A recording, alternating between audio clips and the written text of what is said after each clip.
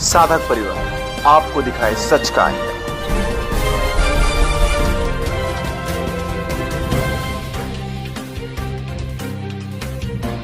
लेकिन इसी विधायिका ने एक ऐसा कानून में संशोधन करके किया कि अंतिम सांस तक की उनको सजा दी। ये एक विधायिका की साजिश थी। न्यायपालिका भी आंखें बंद करके बापूजी के मामले में बिल्कुल अन्यायपूर्ण तरीका कर रही है। राष्ट्रीय मीडिया आज की डेट में भी आंखें बंद करके एकदम इतने अन्यायपूर्ण तरीका से देश के अंदर बापूजी के मैटर को लेकर चल रहा है। चारों के चारों बापूजी के मामले में आंखें बंद करके पक्षपातपूर्ण तरीके से जो अन्याय कर रहे हैं। आज आपने देखा होगा केजरीवाल को 10-10 सम्मन ईडी दे रही है, लेकिन अरेस्ट करने में कितना टाइम लगा है। और बापूजी को मात्र एफआईआर के ऊपर इन्होंने रात को 12 बजे अरेस्ट किया। तो ये कार्यपालिका की सरासर नाइंसाफी है और ये अन्याय है देश के अंदर, जो कहते हैं एक लोकतांत्रिक देश है। तो बापूजी के संकल्प से आपने देखा 14 के अंदर एक राष्ट्रवादी सरकार आई, लेकिन वो राष्ट्रवादी सरकार आज हमारे लिए एक राक्षस की तरह काम कर रही है। आज ये धृष्टांत बन के बापूजी के साथ अन्याय कर रहे हैं। आज हमारे साधकों की पीड़ा है जो हमारे बापूजी का नहीं, हम उनके नहीं, कि बापूजी के भक्तों की पीड़ा को समझे और अपनी आंखें खोले, बापूजी के साथ में न्याय करे, न्याय करे, न्याय करे। मैं हरियाणा से आया हूं और मैं करीब 32 साल से बापूजी का साधक हूं। और यहाँ पे सूरत की होली 1994 में मैंने पहली बार मनाई। और जब तक बापूजी थे, जब तक भी और अब 2-3 साल से लगातार भी हम यही प्राकृतिक होली मना रहे हैं। उसके पीछे क्या है कि बापू का जो कारण है, आध्यात्मिक कारण है, जो बापू ने जो हमको दिया है, वो ऐसा पूरी दुनिया में किसी के पास में नहीं है, किसी नेता के पास में नहीं है। तो मैं आपके माध्यम से एक छोटा सा संक्षिप्त में, हमारा कहने को तो देश लोकतांत्रिक है, लेकिन लोकतांत्रिक जो 4 स्तंभ ये लोग बताते हैं, विधायिका, न्यायपालिका, कार्यपालिका और मीडिया, चारों के चारों बापूजी के मामले में आंखें बंद करके पक्षपातपूर्ण तरीके से जो अन्याय कर रहे हैं। विधायिका, आपने सुना होगा कि जब बापूजी के ऊपर जब प्रथम केस लगा था तो मीडिया, जो राष्ट्रीय मीडिया थी, चिल्लाती थी बापूजी को 7 साल सजा हो सकती है, 10 साल हो सकती है। लेकिन इसी विधायिका ने एक ऐसा कानून में संशोधन करके किया कि अंतिम सांस तक की उनको सजा दी। ये एक विधायिका की साजिश थी। कार्यपालिका ने आज आपने देखा होगा केजरीवाल को 10-10 सम्मन ईडी दे रही है, लेकिन अरेस्ट करने में कितना टाइम लगा है। इससे पहले हेमंत सोरेन के पास में कितने इन्होंने नोटिस दिए। ये इनके फूफा लगते हैं क्या?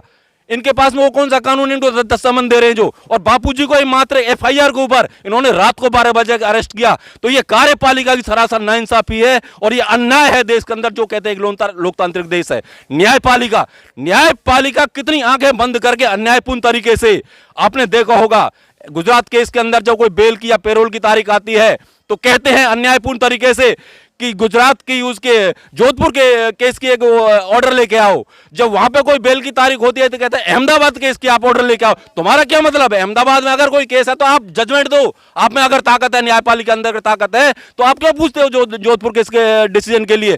तो इन्होंने न्यायपालिका भी आंखें बंद करके बापूजी के मामले में बिल्कुल अन्यायपूर्ण तरीका कर रही है। और राष्ट्रीय मीडिया का तो आपने देखा हो, आपके जैसे जो लोग लोकल चैनल है, जो राष्ट्रवादी चैनल है, वो तो बापूजी की आवाज उठा रहे हैं, लेकिन राष्ट्रीय मीडिया आज की डेट में भी आंखें बंद करके एकदम इतने अन्यायपूर्ण तरीका से देश के अंदर बापूजी के मैटर को लेकर चल रहा है। तो इनको प्रकृति छोड़ेगी नहीं।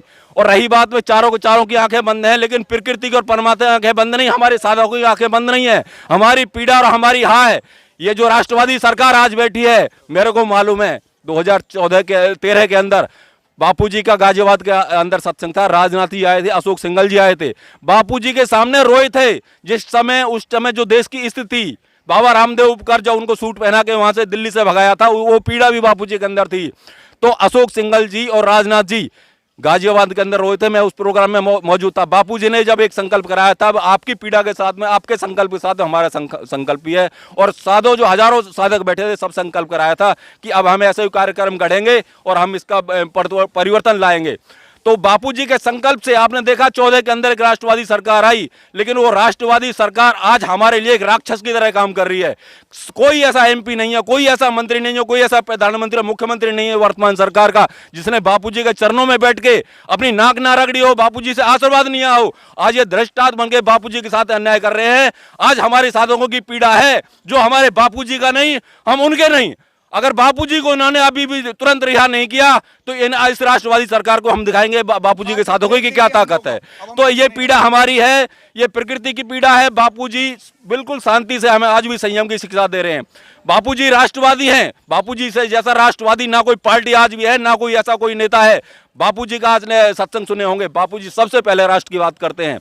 तो उन बापूजी के साथ में अगर ये अन्याय करेंगे तो प्रकृति इनको इस चाहे सरकार कितना भी कोई देश विदेश में होता हो, लेकिन उसको बख्शेगी नहीं। हम ये कह रहे हैं आपके माध्यम से कि बापूजी के भक्तों की पीड़ा को समझे और अपनी आंखें खोले, बापूजी के साथ में न्याय करे, न्याय करे, न्याय करे।